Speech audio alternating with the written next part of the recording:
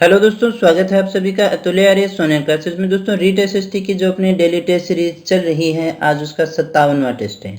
और आज के इस टेस्ट में अपने बात करेंगे पृथ्वी की सतह पर होने वाली परिवर्तनकारी आंतरिक और बाह्य शक्तियों के विषय में। इनसे जो भी परिवर्तन होते हैं उनसे संबंधित सभी प्रश्नों के विषय में बात करने वाले हैं। दोस्तों, ये जो टॉपिक है वो आपकी यूनिट नंबर 6 का टॉपिक है और आज के इस टेस्ट में अपने कुल 20 ऑब्जेक्टिव क्वेश्चन के विषय में बात करने वाले हैं। देखिएगा दोस्तों, ये हमारी यूनिट नंबर 6 है। यहाँ पर अपने स्थल मंडल, जल मंडल, वायुमंडल, चट्टानों के प्रकार, जैव मंडल, पृथ्वी की सतह पर परिवर्तनकारी जो बाह्य और आंतरिक शक्तियाँ हैं इनको अपने देख रहे हैं। बाकी अपना सिलेबस जो है वो टेस्ट में भी हो चुका है और लेक्चर के रूप में भी पूरा हो चुका है। दोस्तों, आपको फिर से याद दिला दूं कि जो भी हमारे सोमवार से शनिवार तक टेस्ट होंगे रीड से संबंधित, उन सभी का एक मेजर टेस्ट होगा संडे को, जो कि एंड्रॉयड ऐप पर निःशुल्क लिया जाएगा। उसे आप दे सकते हैं। इसके लिए आपको एंड्रॉयड एप्लीकेशन को इंस्टॉल करना पड़ेगा अपने फ़ोन में और आप फ्री टेस्ट जो है उसके बाद में ज्वाइन करके संडे को दे सकते हैं। और एक सप्ताह की जो भी आपकी परफॉर्मेंस है उसको आप चेक कर सकते हैं। आपने कितना याद किया है, कितनी आपकी तैयारी हुई है, वो वहाँ पर जाकर के भी आप चेक कर सकते हैं। दोस्तों, इसके अलावा मैं आपको बता दूं कि जो है रीट एसएसटी का लगभग सिलेबस अपना पूरा हो चुका है। सिर्फ राजस्थान हिस्ट्री जो बची है वो चल रही है। उसके अलावा बाकी सारा सिलेबस आपका पूरा हो चुका है। आई बटन पर प्लेलिस्ट का लिंक है, वहाँ जाकर के आप इसका पूरा सिलेबस कर सकते हैं। साइकोलॉजी का भी हो चुका है, उसका लिंक भी आपको डिस्क्रिप्शन में भी मिल जाएगा और आई बटन पर भी मिल जाएगा। डिस्क्रिप्शन में दोस्तों सारे प्रकार के लिंक दे दिए गए हैं, वहाँ पर जाकर के आप फेसबुक अदर जो भी हमारी फैसिलिटीज़ हैं उनको आप ज्वाइन कर सकते हैं और उनका लाभ उठा सकते हैं। दोस्तों, तो चलिए क्या शुरू करते हैं आज के टेस्ट को और देखते हैं आज का हमारा पहला प्रश्न कौन सा है। आज का हमारा पहला प्रश्न है, किन शक्तियों के कारण भूपटल पर विषम स्थलाकृतियों, पर्वत, पठार, मैदान जैसी का निर्माण होता है। दोस्तों, हमें बताना है किन शक्तियों के कारण भूपटल पर जो है विषम स्थलाकृतियां बोलते हैं इनको, पर्वत, पठार, मैदान, इनका निर्माण होता है। अंतर्जात बल से, बहिर्जात बल से, एक व दो दोनों से, या फिर रासायनिक अपक्षय से। किन शक्तियों के कारण होता है दोस्तों इनका निर्माण? तो दोस्तों, इसका सही आंसर है हमारा नंबर 1, यानी कि अंतर्जात बल के कारण होता है। दोस्तों, जैसे मान लीजिएगा ये हमारी पृथ्वी की सतह है, तो पृथ्वी की सतह के नीचे जो हमारा प्लास्टिक दुर्बल मंडल पाया जाता है उसमें कई बार जो है एनर्जी वेव्स के कारण और अत्यधिक तप्त होने के कारण हॉटस्पॉट बनते हैं। दोस्तों, क्या बनते हैं? हॉटस्पॉट बनते हैं। यहाँ से एनर्जी वेव्स निकलती हैं जिन्हें अपने अंतर्जात बल कहते हैं। यानी पृथ्वी की जो भी हमारी आंतरिक शक्तियाँ हैं उनके कारण भूपटल पर जो भी परिवर्तन होते हैं, इससे अगर देखिएगा लावा जो है वो बाहर निकल जाता है तो पहाड़ का, पर्वत का निर्माण भी ले लेता है। अगर पतला लावा निकलता है तो बिखर करके पठार भी बन जाता है। इसके अलावा मैदानों का निर्माण भी होता है। ये जो सारी चीज़ें हैं वो किसके द्वारा होती है? अंतर्जात शक्तियों के कारण होती हैं। तो ये सारी के सारी जो क्रियाएं हैं अंतर्जात बल के कारण होती हैं। बात करें अगले प्रश्न की। दूसरा हमारा प्रश्न है, किन शक्तियों के कारण समतलीकरण की प्रक्रिया, किन शक्तियों के कारण समतलीकरण की प्रक्रिया के दौरान स्थलाकृतियों के स्वरूपों में परिवर्तन होता है? कौन सा है? अंतर्जात बल है, बहिर्जात बल है, दोनों है, या फिर अपर्दन है? हमने कहा कौन सी शक्तियों के कारण, कौन सी शक्ति है दोस्तों? अंतर्जात बल है, बहिर्जात बल है, या फिर अपर्दन है, या फिर दोनों है? तो दोस्तों, सही आंसर है हमारा बहिर्जात बल। इसका सही आंसर नंबर 2 हो जाएगा। अभी हमने बात की अंतर्जात बल के कारण, जिस प्रकार से मान लीजिएगा पर्वत हो गया, पठार हो गया, या कहीं कोई घाटी हो गई, गड्ढा हो गया, गर्त हो गया, इस प्रकार की जो भी आकृतियां बन जाएंगी, तो इसमें देखिएगा पवन है, बारिश है, इन सब के द्वारा यहाँ से चट्टानें टूटती हैं और समतलीकरण की प्रक्रिया शुरू हो जाती है। समतलीकरण यानी समतल होने की प्रक्रिया। तो इसमें ये जो खाली स्थान है ये इन चट्टानों से टूट करके भरता चला जाता है और ये पहाड़ भी धीरे धीरे खत्म होना शुरू हो जाता है। इस प्रक्रिया को जो अपने कहते हैं समतलीकरण कहते हैं। और ये होता किस कारण से है? ये बहिर्जात बलों के कारण होता है, यानी बाहरी जो भी वातावरणीय कारक है उनके कारण हुआ। ये पृथ्वी के अंदर से नहीं आए, अंदर से आता है उसे अपने अंतर्जात बल कहते हैं, और बाहर से जो आता है उसे अपने बहिर्जात बल कहते हैं। आई होप आप इस बात को अच्छे से समझ गए होंगे। इनके अंदर जो बहिर्जात बल है उनके अंदर अपक्षय है, अपर्दन है, ये सारी चीज़ें शामिल होती हैं। दोस्तों, बात करते हैं अगले प्रश्न की। तीसरा हमारा प्रश्न है, हमें यह बताना है कि यह एक स्थितिक क्रिया है, किसी क्रिया के बारे में बात की जा रही है जिसमें सेलें अपने ही स्थान पर विघटन और वियोजन द्वारा टूटती फूटती रहती हैं। इस प्रक्रिया को क्या कहते हैं? अपक्षय कहते हैं, अपर्दन कहते हैं, सामूहिक स्थानांतरण कहते हैं, या फिर इनमें से कुछ भी नहीं। क्या कहा हमने? इसमें मान लीजिएगा कोई सेल है जो अपने ही स्थान पर है और अपने ही स्थान पर वो क्या होती है? विघटित होती रहती है, उसका वियोजन होता रहता है, टूटती फूटती रहती है। ये जो प्रक्रिया होती है इसे हम क्या कहते हैं दोस्तों? तो दोस्तों ये प्रक्रिया हमारी कहलाती है अपक्षय। इसे अपने क्या कहते हैं? अपक्षय कहते हैं दोस्तों। तो आई होप आप समझ गए होंगे अपक्षय क्या है। ये एक ऐसी स्थैतिक क्रिया है जिसमें सेलें जो हैं यानी जो चट्टान है वो अपने ही स्थान पर विघटित और वियोजित होती रहती है, टूटती फूटती रहती है, यानी वही है, कहीं पर गई नहीं है दोस्तों। चौथे प्रश्न की बात करते हैं। यह एक गतिशील प्रक्रिया है। इसमें शैलें गतिशील शक्तियों जैसे कि हिम, वायु, लहरें, भूमिगत जल व नदी के द्वारा घिसती, कटती, स्थानांतरित या परिवहित होती रहती हैं। इस प्रक्रिया को हम क्या कहते हैं? अपक्षय कहते हैं, अपर्दन कहते हैं, सामूहिक स्थानांतरण कहते हैं, या फिर इनमें से कुछ भी नहीं कहते हैं दोस्तों। क्या होगा? ये एक गतिशील प्रक्रिया है दोस्तों। इसमें शक्तियां भी कौन सी है? गतिशील, जैसे हिम है, वायु है, लहरें हैं, ये सारी बहती हुई चीजें हैं, इनसे स्थानांतरण होता है। तो ये कहलाती है दोस्तों अपर्दन। इस क्रिया को अपने क्या कहते हैं? अपर्दन कहते हैं। इसको आपको अच्छे से याद रखना है। और ये सारी के सारी जो है वो अनाच्छादन की ही प्रक्रिया अपने मान करके चलते हैं। ये किसकी है प्रक्रिया? ये अनाच्छादन की प्रक्रिया होती है दोस्तों। अनाच्छादन की किसकी है? अनाच्छादन की प्रक्रिया होती है। और अनाच्छादन हम कहते हैं ऐसी क्रिया जिसमें भूपटल के निम्नस्थ जो सेल हैं उनका आवरण उतरता रहता है। उसे अनावर्तीकरण भी कह सकते हैं या फिर अनाच्छादन भी कह सकते हैं दोस्तों। बात करते हैं अगले प्रश्न की। अपक्षयित शैल पदार्थों का गुरुत्वाकर्षण बल के द्वारा ढाल के सहारे संचलित होना क्या कहलाता है? अपक्षय, अपर्दन, दोनों, सामूहिक स्थानांतरण, या फिर इनमें से कुछ भी नहीं। अपक्षयित जो शैल पदार्थ हैं उनका गुरुत्वाकर्षण बल के द्वारा ढाल के सहारे संचलित होना क्या कहलाता है? क्या कहलाएगा दोस्तों? इनमें से जो चार ऑप्शन है उनमें से हमें आंसर बताना है। तो दोस्तों इसका सही आंसर है हमारा नंबर 3। इसे हम क्या कहते हैं? सामूहिक स्थानांतरण के नाम से जानते हैं। आई होप ये तीनों बातें आप अच्छे से समझ गए होंगे दोस्तों। बात करते हैं अगले प्रश्न की। अगला हमारा प्रश्न है, अपक्षय को प्रभावित करने वाला कारक है शैल संरचना और संगठन, भूमि का ढाल, वनस्पति का प्रभाव व जलवायु में भिन्नता, या फिर उपयुक्त सभी। क्या होगा सही आंसर? हमें बताना है अपक्षय को प्रभावित करने वाला कारक कौन सा होता है। कौन सा होगा दोस्तों? शैल संरचना है, भूमि का ढाल है, वनस्पति का प्रभाव है, या जलवायु में भिन्नता है, या फिर उपयुक्त सभी है। तो दोस्तों इसका जो हमारा सही आंसर है वो है उपयुक्त सभी। अपक्षय को प्रभावित करने वाले ये सारे कारक होते हैं दोस्तों। देखिएगा दोस्तों, जैसी सेल संरचना होगी, सेल संरचना पर काफ़ी चीज़ें निर्भर करती हैं। यदि सेल जैसी है, मान लीजिएगा रंध्रपूर्ण है और घुलनशील खनिजों वाली है, तो फिर उसमें देखिएगा रासायनिक अपक्षय जो होगा वो ज़्यादा होगा। इसके अलावा चट्टानों में जो ऊर्ध्वाकार जो चट्टानें हैं, जो परतदार जो चट्टानें रहेगी, ऊर्ध्वाधर परतदार जो चट्टानें रहेगी, उनमें यांत्रिक अपक्षय ज़्यादा होता है। और क्षैतिज जो परतें होती हैं उनके अंदर जो अपना रासायनिक अपक्षय है वो ज़्यादा होता है।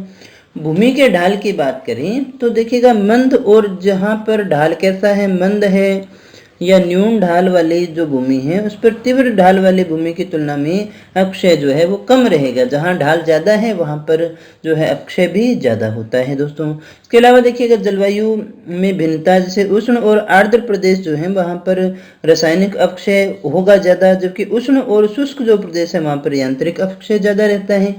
जलवायु में भिन्नता के कारण भी होता है। देखिएगा दोस्तों, ये अपने जलवायु भिन्नता की बात कर चुके हैं। वनस्पति के प्रभाव की अगर अपने बात करें तो आंशिक रूप से जो अपक्षय के कारक, देखिए वनस्पतियां भी हैं। वनस्पतियां अवरोधक होती हैं दोस्तों। जहां वनस्पति विहीन क्षेत्र है तो वहां पर अपक्षय की मात्रा भी ज़्यादा रहेगी। तो जलवायु में भिन्नता भी है, वनस्पति का प्रभाव भी है, भूमि का ढाल भी है, सेल संरचना भी है और इसका संगठन भी है शामिल दोस्तों। बात करें 7वें प्रश्न की। अपक्षय का प्रकार है, कौन सा प्रकार है? भौतिक अपक्षय, रासायनिक अपक्षय, जैविक अपक्षय, या फिर उपयुक्त सभी। अपक्षय के प्रकार कौन सा है? तो दोस्तों कौन सा होगा सही आंसर? इसका सही आंसर है उपयुक्त सभी। सारे ही ये जो हैं वो अपक्षय के प्रकार माने जाते हैं, सभी अपक्षय के प्रकार हैं दोस्तों। बात करें अगले प्रश्न की, सेलों की ऊपरी परत के गर्म व ठंडी होने से सेलों का छिलके की तरह टूटना क्या कहलाता है? पिंड विच्छेदन कहलाता है, अपशल्कन कहलाता है, तुषारी अपक्षय कहलाता है या फिर दाब मोचन कहलाता है? शैलों की जो ऊपरी परत है, चट्टान की जो ऊपरी परत है, वो गर्म और ठंडी होती है मौसम परिवर्तन के कारण, तो उसमें शैलें जो है वो छिलकों की तरह टूटनी शुरू हो जाती है। इसे हम क्या कहते हैं?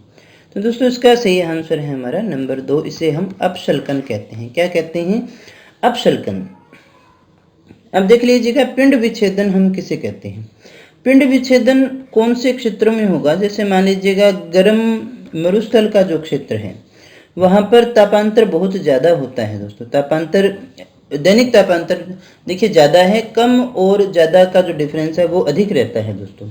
तो इसके कारण सेलों में दरार पड़ जाती है और कालांतर में ये जो बड़े बड़े टुकड़ों में विघटित हो जाती है।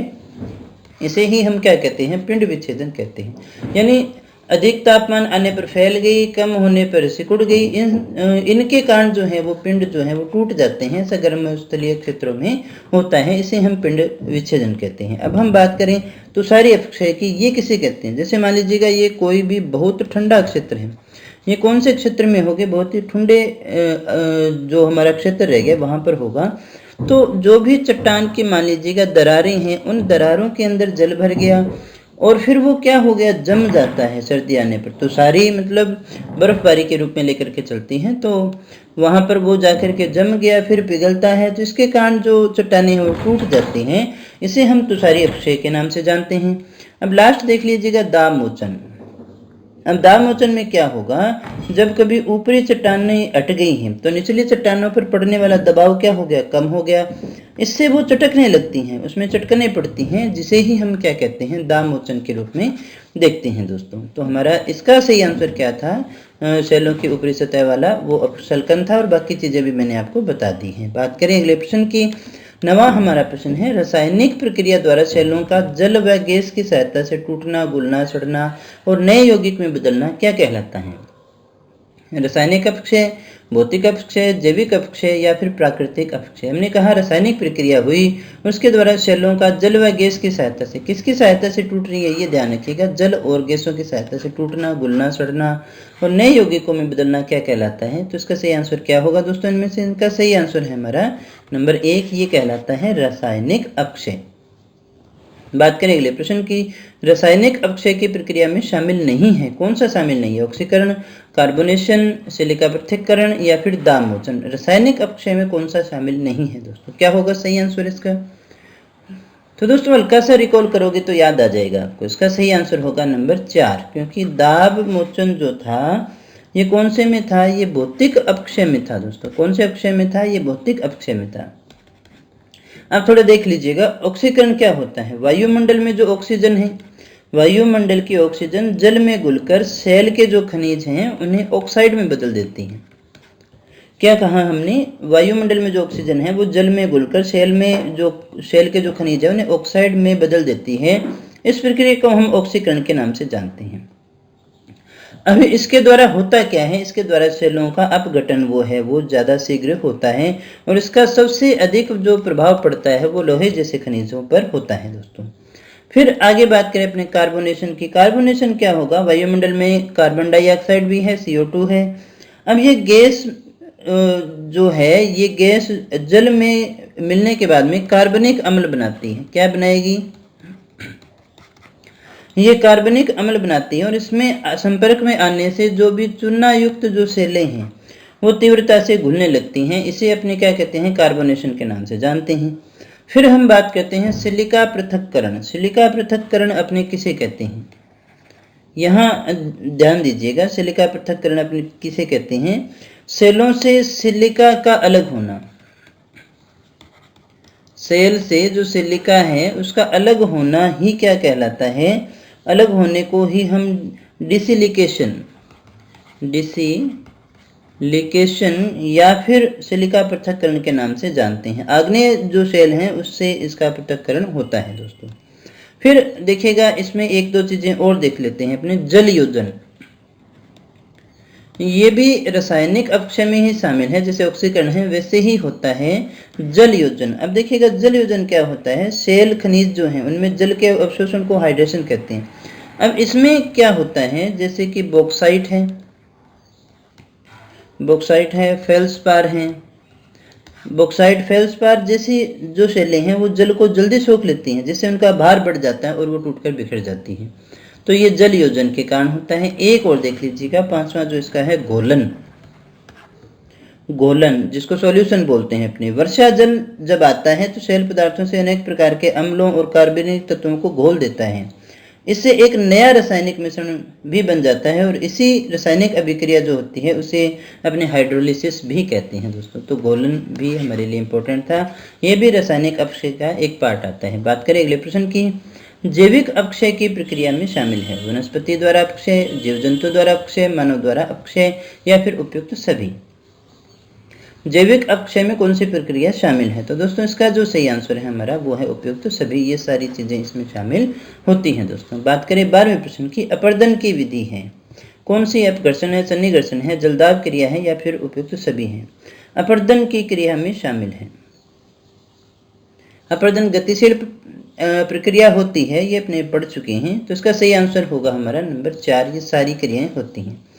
अब देखिएगा अपघर्षण क्या होता है। जब अपर्दनकारी कारक, अब इस शब्द को याद रखिएगा, जब अपर्दनकारी कारक जैसे नदी हो गई, हिमनद हो गया यानी ग्लेशियर हो गई, पवन हो गया, महासागरीय तरंगे हो गई, ये जब अपने साथ चट्टानी मलबे और चूर्ण को बहा करके ले जाती है तो ये धरातलीय जो हमारी सेल है उसके साथ में घर्षण करती है। समझिएगा, नदी, हिमनद, पवन या फिर जो महासागरीय तरंगे हैं ये क्या करती हैं, ये अपने साथ चट्टानी मलबे और चूर्ण को बहा कर ले जा रहे होते हैं। तो रास्ते के अंदर क्या करते हैं, धरातल की जो हमारी शैलें हैं उनके साथ में देखिएगा घर्षण करती है। तो उस घर्षण को हम अपघर्षण कहते हैं। अब बात आई सन्निघर्षण। देखिएगा नाम दोनों एक जैसे से ही हैं, इसमें अंतर भी समझ में आ जाना चाहिएगा। जब मान लीजिएगा पवन है, नदी है, लहरें हैं, तो इनमें जो शैल कण बह रहे होते हैं, इनमें जो शैल कण या फिर टुकड़े होते हैं ये आपस में रगड़ खाते हैं और फिर टूटते हैं। इसे हम सन्निघर्षण कहते हैं। अब इस बात को समझ गए होंगे। जब जो कण और शैल कण और टुकड़े जब बह रहे हैं और वो धरातलीय जो चट्टानें हैं उनसे घर्षण करते हैं तो अपघर्षण हो गया, और जब आपस में घर्षण करते हैं तो फिर वो सन्निघर्षण कहलाता है। जलदाब क्रिया, इसमें क्या होता है देखिएगा, नदी जल जो है उसके भारी जब देखिए दबाव होता है, जल का दबाव तो भारी ही होता है, उससे या जल भंवर के दबाव से चट्टानों के अपर्दन की जो क्रिया होती है उसे अपने जलदाब क्रिया के नाम से जानते हैं, यानी जल के, नदी के जल के दबाव से हुई। इसके अलावा और भी होती है दोस्तों, इसमें चौथी अपने ले सकते हैं संक्षारण।